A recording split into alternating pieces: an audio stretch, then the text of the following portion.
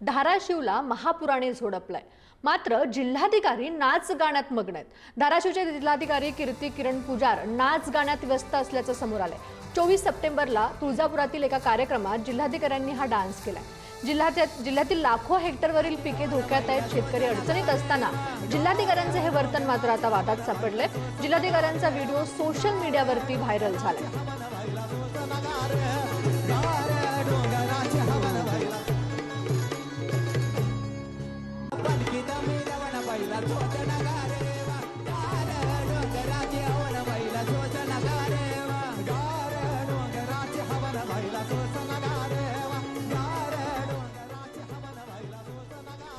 मला तरी कुठली माहिती नाही, परंतु तो व्हिडिओ मी काही पाहिलेला नाहीये। पण मला वाटतं काही वेळापूर्वीच त्यांच्याकडे एक्सप्लेनेशन आलेलं आहे की खुलासा आलेला आहे की नाचणारी व्यक्ती ही मी नाहीये, जी काही मी बाजूला उभारून फक्त टाळी वगैरे वाजवते। पण तो व्हिडिओ मी काही पाहिलेला नाही, परंतु या बाबतीमध्ये नक्कीच माननीय मुख्यमंत्री महोदयांचे ते अधिकार आहेत त्यामध्ये आणि मुख्य सचिव आहेत त्यांचे ते अधिकार आहेत, त्याबाबतीत ते योग्य निर्णय घेतील। परंतु असा कुठला प्रकार घडला असं नक्कीच ते नको व्हायला हवं होतं।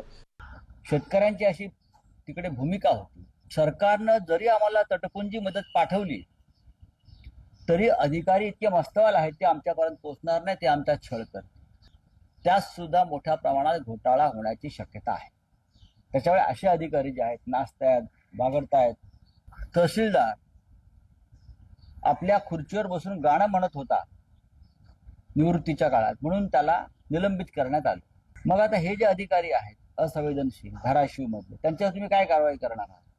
की लोक तिथे चिखलात उपाशी आहेत, पाण्यात उपाशी आहेत, वाहून गेले आणि तुम्ही नाचताय, ह्याच्यावर तुम्ही काय कारवाई करणार?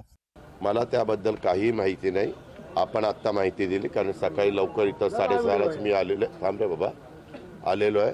त्याच्यामुळं मी माहिती घेऊन त्याच्या संदर्भातलं माझं स्टेटमेंट करेन। डिजिटल मीडियावरती कुठला, कधीचा, कोणत्या तारखेचा व्हिडिओ कुठं जोडला जातो मला माहिती नाहीये। परंतु एक विषय आहे की आता आपण सगळं अत्याधुनिक तंत्रज्ञानाच्या माध्यमातून आपल्याच हे आता चॅनलवर डायरेक्ट लाईव्ह सुरू आहे।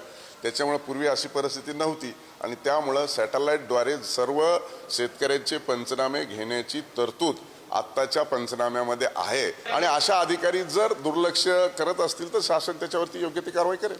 शेतकरी संकटात कलेक्टर नसतोय, यापेक्षा दुसरं काय पाहिजे महाराष्ट्रामध्ये? हेच दाखवतं यांचं गांभीर्य काय आहे।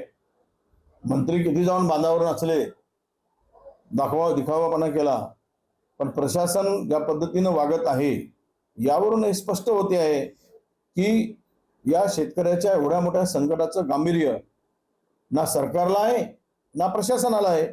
म्हणूनच तर अशा पद्धतीनं त्यांचा डान्स करतानाचा फोटो दिसतोय। म्हणजे गांभीर्य जर असतं, लोकांच्या डोळ्यात अश्रू आहे आणि यांची नाचण्याची हिंमतच कशी होते कलेक्टरांची? त्या कलेक्टरावर शिस्तभंगाची कारवाई केली पाहिजे।